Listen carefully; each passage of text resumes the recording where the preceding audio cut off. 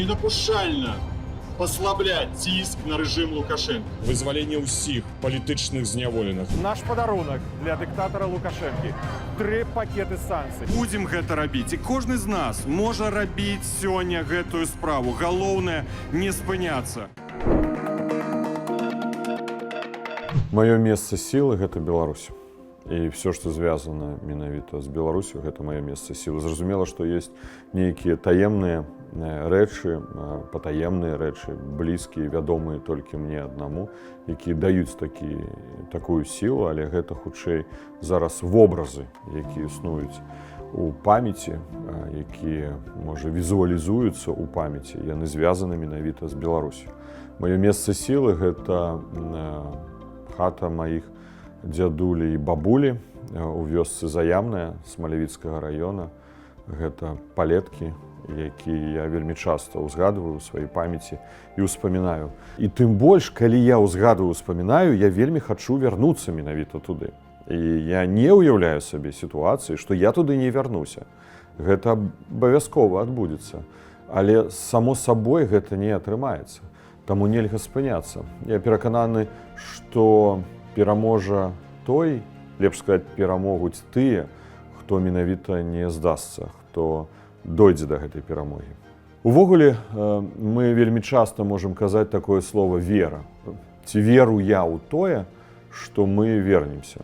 Так, веру, але проста верыць гэта недастаткова. Трэба дзейнічаць. Праз дзейнасць набліжаць гэтую веру, а значыцца і вынік, да якога мы ідзем. Гэта марафон, які выглядае кожны дзень як спрынт, бо фактычна гэта ад раніцы да вечара, гэта сапраўды спрынт. Са мной вельмі цяжка працаваць, і я ганаруся тым, што ёсць такая цудоўная каманда, якая мяне падтрымлівае. Без яе я бы не змог зрабіць і толікі таго, што зроблена. Я перакананы, што дзякуючы камандзе менавіта, а не мне, мы зможам зрабіць яшчэ больш. Каб зменшыць працягласць працоўнага дня, члены каманды вырашылі зрабіць мне падарунак. Яны ведаюць, што калі я жыў у Беларусі, у Ждановічах, дзе мой дом, нягледзячы на тое, што яго ўжо канфіскавалі, я вельмі любіў сядзець каля каміна. І гэта тыя ўспаміны, якія вельмі цёплыя і добрыя. Ну, яны камін вырашылі падарыць. Камін штучны, ён якраз можна яго пабачыць. Ну, камін ёсць, я прыходжу, правда, ўсё роўна з працы 10 о 10. Ну, можа, там 9, 10, 11 калісьці. Уключаю камін. Ну, гэта не змяніла расклад працы для каманды і для мяне таксама. Можа, перадусім для мяне. Бонжур, мадам за месье. Ось матуля вырашыла вас падтрымаць падчас выбараў і спекла такі пірог. Гэта фірменны яе рэцэпт, да, толькі на святы, на дзень народзінаў яна яго можа спекчы. Ну і вось з нагодай выбараў у Каардынацыйную раду 25-27 мая. Вы ж ведаеце, яна любіцельніца Ютуба, блогераў усіх глядзіць, так што глядзіць таксама і нас, вось і падтрымлівае. Ведаеце, я лічу, што лепш мяне будуць крытыкаваць за тое, што я раблю, чым мяне будуць крытыкаваць за тое, што я нічога не раблю. І мне падаецца, што гэта галоўным павінна быць для таксама усіх, хто ідзе ў Каардынацыйную раду сёння. Мы ідзем не паглядзець, мы не ідзем паслухаць, мы ідзем весці барацьбу, мы ідзем працаваць кожнага дня. Як учора, сустракаючыся з міністрам юстыцыі Польшчы пра адказнасць Лукашэнкі, як пазаўчора з ваеводай у Познані па пытаннях легалізацыі беларусаў, як заўтра з дырэктарам консульскага дэпартамента МЗС Польшчы па візавай праблематыцы для беларусаў. Гэта канкрэтная праца, штодзённая праца, і гэтым павінны займацца тыя, хто хоча займацца палітыкай. Аналізаваць, каментаваць, крытыкаваць. Гэта важна, гэта трэба. Але ў нас шмат хто аналізуе, менш трохі хто працуе. Я упэўнены ў тое, што гэтыя выбары даюць нам магчымасць менавіта, каб у Каардынацыйную раду прыйшлі тыя, хто будзе працаваць. І гэта важна, бо тады мы будзем прыспешаць тую мэту, набліжаць тую мэту, да якой мы ўсе ідзем.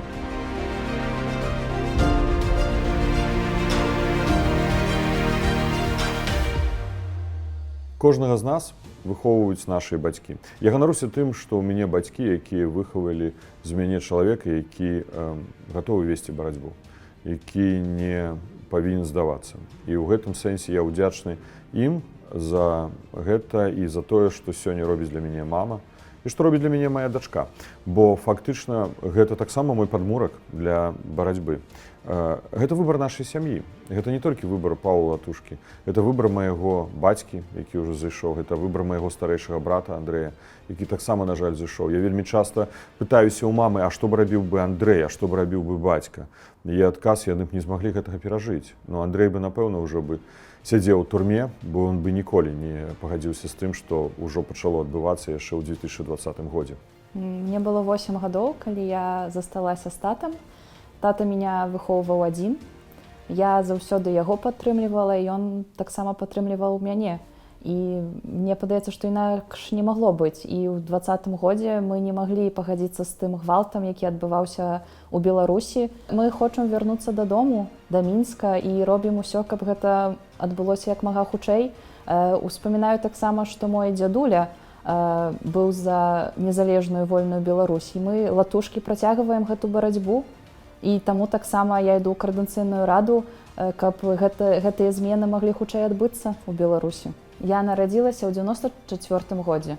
Лукашенка ўжо 30 год пры ўладзе. Ён пазбаўляе моладзь будучыні. І сёння настаў момант, калі мы можам вырашыць нашу будучыню, вырашыць будучыню новай Беларусі. І таму я заклікаю моладзь ісці галасаваць на выбары ў Коардынацыйную раду. Мы ідзем на выбары камандай. Камандай моцнай, сістэмнай. Каманда, якая складаецца з прадстаўнікоў і былых дыпламатаў, і дзяржаўных службоўцаў, і палітыкаў, і дзеячоў апазіцыі са стажам, і дзеячоў культуры, юрыстаў, адвакатаў, розных людзей. Мы ідзем працаваць і дасягаць мэту. Мы робім кожны дзень, мы працуем кожны дзень, і мы дасягнем той мэты, якую паставілі перад сабой, якую, я перакананы, паставілі ўсе беларусы. Менавіта дзеля гэтага мы абіраемся і хочам, каб за нас прагаласавалі ў Коардынацыйную раду. Уявіце сабе, няма Коардынацыйнай рады, няма кабінета, няма прэзідэнта-элект, няма палітычных партый, грамадскіх арганізацый, усё знішчана, усё ліквідавана. Мы аддаем усё Лукашэнку, злачынцу, які катуе, забівае беларусаў, які знішчае нашу дзяржаўнасць, нашу радзіму. Мы гатовы з гэтым пагадзіцца? Я, Павел Латушка, не. Таму вельмі важна пайсці і прагаласаваць. Вельмі важна ўзмацніць нашы інстытуты. Вельмі важна працягваць барацьбу. Барацьбу за будучыню. Лукашенко паставіў мэту знішчыць нас маральна. І ён, асабліва апошнім часам, робіць гэта дзеля таго, каб людзі баяліся, не выходзілі на акцыі, каб людзі не паказвалі свае твары, нават за мяжой. Ён рэпрэсуе нашых блізкіх і родных. Так, ён слабы чалавек, бо толькі слабы чалавек можа так падыходзіць да сталых людзей, паважанага ўзросту людзей, безабаронных. Калі мы не можам іх абараніць там, ён рэпрэсуе іх. Але ён ставіць гэтую мэту знішчыць нас маральна, каб мы адмовіліся ад барацьбы. Але мы павінны зразумець, што яго галоўная мэта знішчыць нас фізічна. І гэта пытанне жыцця, будучыні. Ці мы пераможам, ці пераможа ён. Я лічу, што ў нас ёсць усе магчымасці перамагчы, але толькі тады, калі мы будзем разам, калі мы не паддамося, калі мы не будзем гуляць па яго правілах, а будзем ствараць свае ўласныя правілы. Коардынацыйная рада, дарэчы, гэта нашыя правілы, гэта наша альтэрнатыва. Гэта тая альтэрнатыва, якую ён баіцца, таму ён змагаецца супраць гэтага. І это важна зразумець. Калі людзі часта пытаюцца, ну а па што бы гэта Коардынацыйная рада, па што гэтыя выбары, прабачце, а што тады? Самым дэмакратычным, самым універсальным інструментам барацьбы з'яўляецца стварэнне прадстаўнічых органаў, стварэнне альтэрнатывы, стварэнне дуалізму ўлады. Мы не маем права адмовіцца ад гэтай альтэрнатывы, бо гэта перашкаджае Лукашэнку сёння, але гэта будзе нашым ратункам, прабачце, не, інструментам на заўтра, у транзітны перыяд. Менавіта хто будзе вырашаць лёс Беларусі? Тыя людзі, якія абраныя намі з вамі. Мы яшчэ павінны зразумець, што Лукашенка не спыніць рэпрэсій. У яго няма такіх намераў. Гэта ўсё ілюзія, гэта надзея на тое, што будзе цуд, што заўтра Лукашенко перанародзіцца і стане такім, як быў да 2020 года, але ж таксама і тады ён быў злачынцам. І тады ён прыняў рашэнне забіваць людзей у лесе, вядомых беларускіх дзеячоў, палітыкаў. І тады ён катаваў людзей у турмах. Маштаб сёння непараўнальны, але ён быў такім. І хтосьці верыць у гэты цуд, што Лукашенко заўтра стане іншым, ён зменіцца толькі калі мы яго зможам змяніць там, дзе ён сёння узурпаваў пасаду. Калі мы зможам стаць суб'ектам, як беларусы. Бо мы паспрабавалі ў 2020 годзе. У нас быў велічэзны шанец. Хтосьці кажа, можа, гэтыя дзверы в акно калі яшчэ адчыніцца. А чаму мы павінны чакаць паветра? Давайте адчыняць гэтыя дзверы. Давайте працаваць. Калі мы разам навалімся, да мы вышыбем гэтыя дзверы. Мы праламаем гэтыя вокны. Мы вернемся ў наш дом. Але для гэтага трэба быць моцнымі і аб'яднанымі. Ілюзія, што аб'яднаюцца ўсе. І гэта ўсё так, гэта проста каб пагаварыць. Але калі мы аб'ядноўваемся ў адным інстытуце, як Коордынацыйная рада, вось гэта ўжо рэальнасць. Гэта палітычнае аб'яднанне, бо мы падтрымліваем, што гэты інстытут патрэбны, мы акрэсліваем функцыянал гэтага інстытута, мы аб'ядноўваемся там, каб рэалізаваць тое, што мы акрэслілі за мэту. І вось гэта рэальнае аб'яднанне. Але там будуць розныя погляды. І там будуць спрэчкі таксама. І гэта нармальна. Паглядзіце, што адбываецца ў парламентах. У Польшчы, у Літве, у Украіне. Ва ўсіх парламентах ёсць спрэчкі. Гэта нармальна. Бульба спрэчкі. Гэта нармальна. Давайте казаць па-культурнаму. Я ўсё ж такі былы міністр культуры. Лепш казаць бульбы спрэчкі.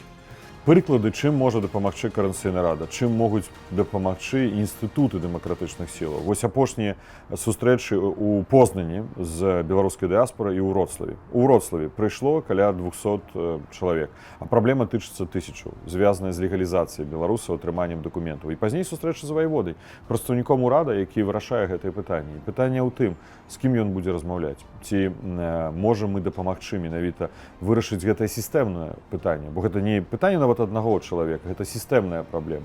Але мы павінны вырашаць праблему як чалавека, так і ўсіх, якая можа абагульненая, тычыцца больш шырокага кола людзей. Не так даўно я атрымаў ліст ад адной жанчыны з Швейцарыі, нашай грамадзянкі, якая дзякавала за тое, што ёй мы змаглі дапамагчы вырашыць пытанне з легалізацыі. І вось прыклад. Адна асоба, і вось праблема 1000 людзей у Вроцлаве. У Познані сустрэча, там было 300-400 чалавек, і адна вельмі паважанага ўзросту кабета таксама пыталася пра пенсіі. І гэта таксама сістэмнае пытанне, бо трэба сустрэцца з міністрам па сям'і і па пытаннях пенсіі. Тут у Польшы ўжо такая сустрэча была, я намагаюся наступную, бо пытанне не вырашана. Так вось яго трэба вырашаць. І такія структуры патрэбныя. Мы кажам пра візы. Вось будзе сустрэча бліжэйшым часам з дырэктарам консульскага дэпартамента МЗС Польшы. Якая візавая палітыка? Як будуць выдаваць візы беларусам? Ці будзе яшчэ горш? Ці мы павінны дамагацца, каб з Беларусі не пераўтварылі, не стварылі паўночную Карэю? Я не хачу, каб наша Беларусь стала паўночнай Карэяй да таго моманту, пакуль мы зменім сітуацыю. Бо калі яна стане паўночнай Карэяй, то нам будзе вельмі цяжка змяніць сітуацыю. Таму гэта і пытанне закрыцця памежных пераходаў. Гэта тычыцца ўжо беларусаў, якія там унутры. І гэта наша задача. Хто будзе гэта лабаваць? Лукашенко? Яго дыпламаты? Яго пасольствы? Што яны лабуюць? Яны лабуюць толькі інтарэсы яго, персанальныя інтарэсы дыктатара. Мы павінны займацца праблемамі, які датычаць беларусаў. І для гэтага людзі ва ўсім свеце, у дэмакратычных краінах ствараюць парламенты, а парламенты ствараюць урады. Мы абіраем прэзідэнтаў, абіраем, нас выбіраюць, мы абіраем. І мы ўпершыню за 30 гадоў маем магчымасць абраць сваіх прадстаўнікоў, а пазней спытаць. Ну гэта гучыць так, мне падаецца, банальна ў нейкім сэнсе, але так натуральна і лагічна. Абіраем, у нас ёсць выбар 12 спісакаў, мы прапануем галасаваць за нас, бо мы ідзем не паглядзець, мы ідзем працаваць, мы ідзем дасягаць выніку. Пройдзе 2 гады, вы спытаецеся, а што вы зрабілі? А нават на працягу гэтых 2 гадоў, можна кожнага дня будзе спытацца, а што вы робіце? І ў выніку справаздача. І вас не выбіраюць, бо вы не выканалі тое, што абяцалі. Я не могу поверыць у тое, што я не вярнуся ў Беларусь. Для мяне гэта непрымальная сітуацыя. Я ніколі ў гэта не паверу, я ніколі з гэтым не пагаджуся. Я заўсёды буду весці барацьбу за тое, каб вярнуцца дамоў. Я не ўяўляю сабе без Беларусі. Калі хтосьці уяўляе, это права гэтага чалавека застацца жыць за мяжой. І гэта нармальна, гэта выбар кожнага чалавека. Тыя, хто робіць выбар вярнуцца, я думаю, важна зразумець, што менавіта нам важна прагаласаваць, узмацніць інстытут, ствараць інстытуты, якія будуць менавіта весці барацьбу за тое, каб вярнуцца. Калі мы аб'яднаемся, такі моцны кулак, магутны кулак, разумеючы, што ў Лукашэнкі ж таксама кулак ёсць. Так вось, калі нас будзе сапраўды шмат, і гэта будзе моцны кулак, сістэмны кулак, мы зможам знесці гэты рэжым, гэтую пачвару з беларускай зямлі. Іншага ў нас выбару няма, у нас няма іншага лёсу. Наш лёс, ён звязаны з Беларусю. Усе тыя, хто верыць, што яго лёс звязаны з яго Беларусю, з нашай Беларусю, павінен зразумець, што вось ёсць такія моманты, калі трэба гэтую волю ў кулак сабраць і просто спампаваць гэтую прыладу і прагаласаваць. Мне здаецца, гэта так складана. Даволі проста. Вы хочаце вярнуцца дамоў? Я, Павел Латушка, хачу. Як нам вярнуцца дамоў? Толькі адным шляхам. Нам трэба змяніць рэжым у Беларусі, змяніць Лукашэнка. Таму мы павінны працягваць барацьбу. Мы зможам перамагчы, калі мы будзем узмацняць нашы інстытуты, якія вельмі патрэбныя для дзейнасці сёння, якія будуць патрэбныя для зменаў заўтра. Ад нас залежыць лёс кожнага з нас. Ад нас залежыць лёс нашай роднай Беларусі.